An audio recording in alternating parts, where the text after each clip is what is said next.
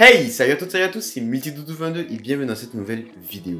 Vidéo dans laquelle, comme promis, je vais vous présenter les principales questions que je me pose avant de changer de téléphone et on fera également une petite mise en pratique en prenant mon cas.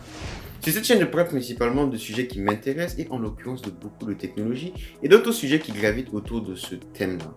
Alors si c'est des sujets qui vous intéressent, je vous invite à vous abonner et à activer la cloche pour ne pas manquer les prochaines vidéos. D'ailleurs, je vous conseille cette petite playlist dans laquelle vous allez retrouver les vidéos que je fais très régulièrement. Ça s'appelle les Tech Multi, dans lesquelles je résume l'actualité technologique chaque semaine. Alors, allez faire un petit tour dessus. Maintenant que tout est dit, c'est parti. La première question, c'est tout simplement, est-ce que mon téléphone a des problèmes?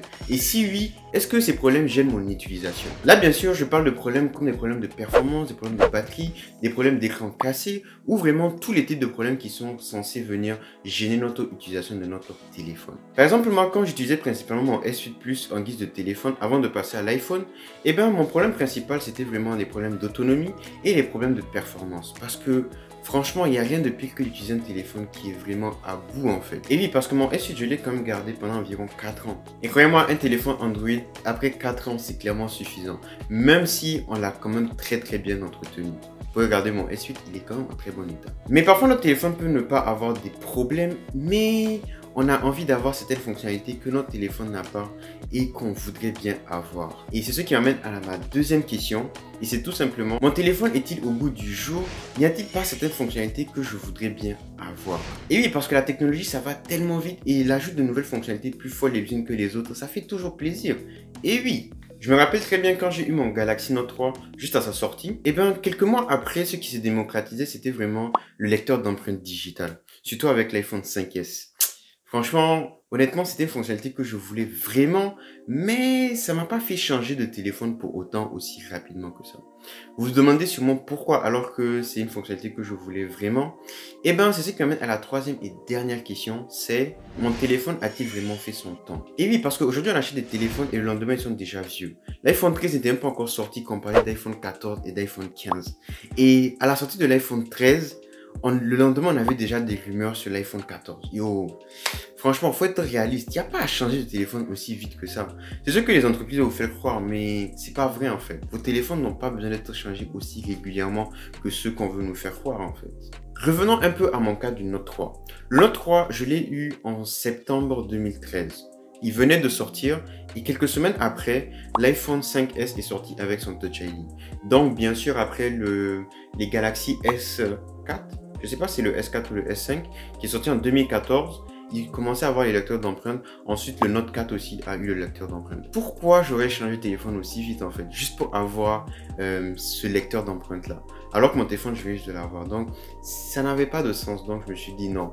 Écoute, je vais continuer à garder mon téléphone et c'est ce que j'ai fait. Est-ce que j'en suis mort? Non, pas du tout. En conclusion, on sait que la technologie avance à pas de géant et surtout sur le marché des smartphones.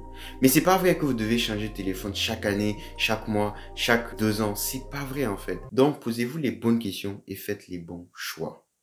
Pour finir, on va faire une petite mise en pratique de ces 3 différentes questions-là. Parce que moi, franchement, je trouve que c'est les questions les plus importantes à se poser pour savoir si on doit vraiment changer de téléphone. Prenons aujourd'hui mon cas. J'ai un iPhone 12 Pro Max de 256 Go. Question 1. Est-ce qu'il a des problèmes? Est-ce que je suis à l'aise avec? Il n'a aucun problème et je suis complètement à l'aise avec lui. Deuxième question, est-ce qu'il y a des fonctionnalités que cet iPhone n'a pas que je voudrais bien avoir? Eh bien la seule, c'est vraiment un lecteur d'empreintes digitales. Et ça, franchement, ça me manque vraiment beaucoup. Et troisième question, est-ce que mon iPhone a fait son temps? Eh bien pas du tout, il a qu'un an. Et c'est un iPhone 12 Pro Max, donc clairement pas fait son temps. Simple, est-ce que j'ai besoin de changer de téléphone? Bah, absolument non. En bonus, comme je vous aime bien, on va faire une deuxième petite étude de cas. Et on va étudier le cas de Doudou de 2017 qui avait toujours son Galaxy Note 3. Eh bien, on va répondre à la première question. Première question, est-ce qu'il avait des problèmes sur Note 3? Eh bien oui, problème de lenteur, problème de batterie et un bug bizarre qui faisait en sorte qui supprimait des photos en fait, c'était trop chelou. Et aussi un autre petit problème bizarre, c'était je prenais des photos mais les photos ne s'enregistraient pas alors que j'avais énormément d'espace. Donc première question, voilà, j'étais vraiment plus à l'aise avec le téléphone. Et quand je parle de problème d'autonomie, c'est vraiment genre le téléphone ne durait même pas 2 heures en fait. Donc c'est assez galère. Ensuite, deuxième question, c'est est-ce qu'il y avait des fonctionnalités que je voulais avoir? Eh ben, je voulais avoir beaucoup plus de puissance et je voulais enfin avoir le lecteur d'empreintes digitales. Et ça, franchement, ça m'attirait vraiment beaucoup. Et ensuite, autre chose, c'était vraiment avoir un écran borderless. Parce que le S8 venait de sortir et ça m'attirait vraiment, vraiment, vraiment beaucoup. Donc, voici les réponses à la deuxième question. Et enfin, troisième question, est-ce que le Note 3 avait fait son temps? Clairement, oui. Je l'ai eu de 2013 à 2017. Franchement, c'est assez suffisant. Et oui, franchement, pour la durée de vie d'un téléphone, c'est quand même très bon. En plus, un téléphone Android, je précise bien. Donc voilà, ça fait une deuxième étude de cas. Et là, vous vous rendez bien compte que oui, je peux changer clairement de téléphone.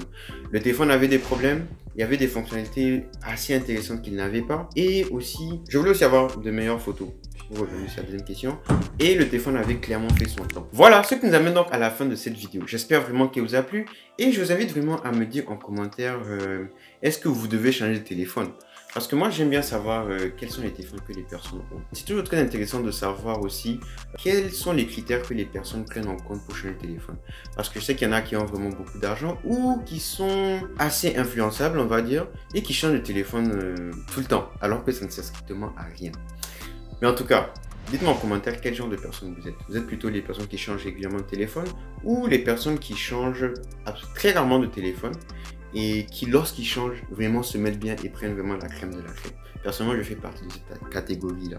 Je ne me gêne jamais pour prendre le dernier, on va dire. Voilà, c'est terminé à la fin de cette vidéo. Merci beaucoup de l'avoir regardé. Laissez un like, un commentaire si cette vidéo vous a plu. Et on se dit à la prochaine, Inch'Allah. Et aussi, j'aimerais bien faire une petite série sur... Du coup, maintenant, on a vu comment changer... Quand est-ce qu'il faut changer de téléphone. J'aimerais bien que la prochaine vidéo, ce soit comment choisir son téléphone. Dites-moi en commentaire si ça vous intéresse. Maintenant, je vous laisse. Bye bye!